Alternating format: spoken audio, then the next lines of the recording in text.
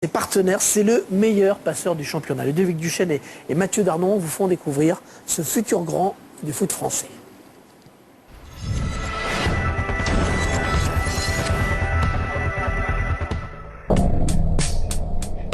L'attente, l'espoir avant France-Brésil et la liste donnée par Laurent Blanc.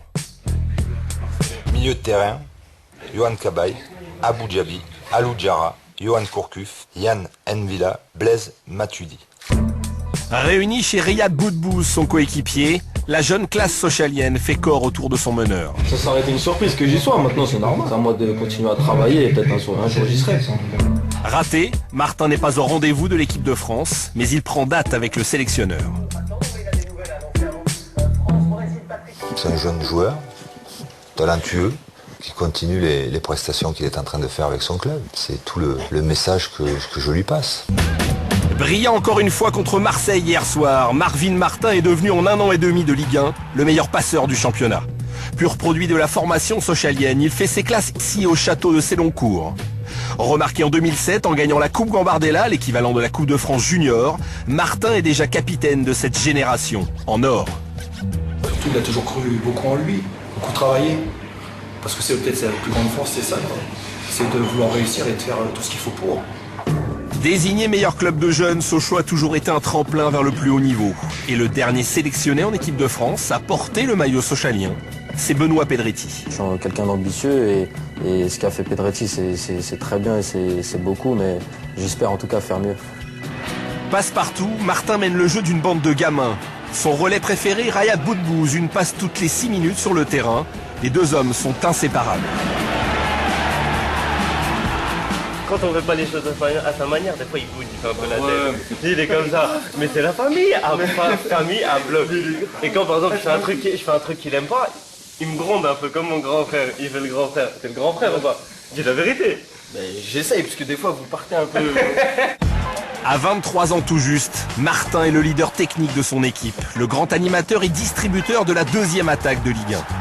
Être aussi jeune, d'assumer le rôle de meneur de jeu de l'équipe à son âge et d'être bon dans la durée, c'est fort parce que souvent les jeunes qui font 2-3 mois, mais lui il est bon depuis un an et demi maintenant. C'est un joueur très collectif, donc son idée c'est de respecter le jeu, de respecter les appels de ses partenaires et d'avoir l'idée de ne pas jouer pour lui, de jouer pour les autres. Donc c'est aussi une de ses forces, il est assez catalan dans ce registre-là. De petit gabarit, 1m71 pour 63 kg, Martin est surnommé Iniesta ou Xavi. À la fois polyvalent et disponible, la ressemblance avec les milieux barcelonais n'est pas fortuite. C'est flatteur. Après, moi, je me prends pas du tout la tête avec ça parce que des joueurs comme ça, c'est des années de travail parce que ce qu'ils font, c'est exceptionnel.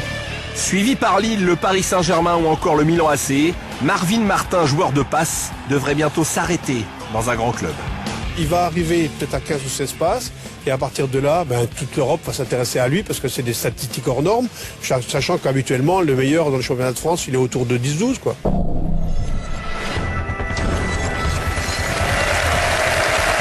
montage signé de Yacono. 10 passes en 23 journées. Jacques Courvoisier disait que c'était des stats exceptionnelles. Oui, il est sur des bases hyper intéressantes. L'année dernière, Lucho a remporté ce classement avec 11 passes sur toute la saison. Et l'année d'avant, c'était Bastos avec 9 passes seulement.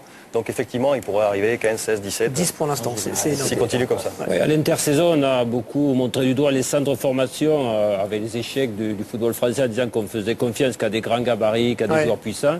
Aujourd'hui, l'exemple est là de clubs qui travaillent avec des petits gabarits. Et c'est pas pour déplaire à Laurent Blanc qui lui-même souligne beaucoup le Iniesta, Xavi, en disant que s'ils étaient en France, ils n'auraient pas réussi. Là, il y a l'exemple avec Martin d'un joueur de petit gabarit qui va réussir, qui réussit. Donc on le verra en équipe de France. L'OM est donc deuxième depuis hier soir.